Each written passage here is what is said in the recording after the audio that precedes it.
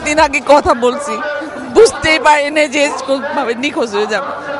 ব্লগে ওখানে পিজিতে গিয়ে কথা বলে আসলাম, কালকে ওকে টিভিতে ছবি দেখে বুঝতে পারি নাই, বিশ্বাস করতে পারি নাই যে সেই রাজীব এখন নাই। তারপর বাবা নামে ও লিখতো ব্লগে, আমি এখানে কথা বলে গেছি, আমি বিশ্বাস করতে পারতেছি না যে ও নাই।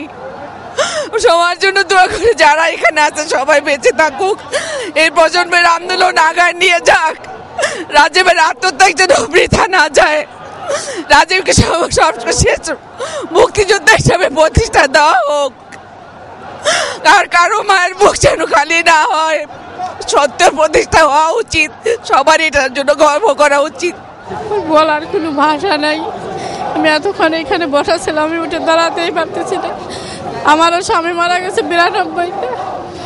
তোর বাবা যখন বললো যে একটা ছোট বাচ্চা মনে হয় যে তোমাদের মাঝে দিয়ে গেলাম, তখন মনে হচ্ছিল যন্ত্রণা যেন আর কানে না আসে, আমার এখন মৃত্যু হয়ে যায়।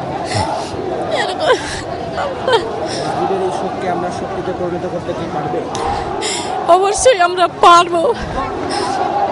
আমার শরীরের ভিতরে কাঁপতেছে, তারপরও মনে হচ্ছে যে আমি এখন কি করতে পারি। খোদা যদি আমার এমন কোনো শক্তি দিত, ওদের ধরা বিচার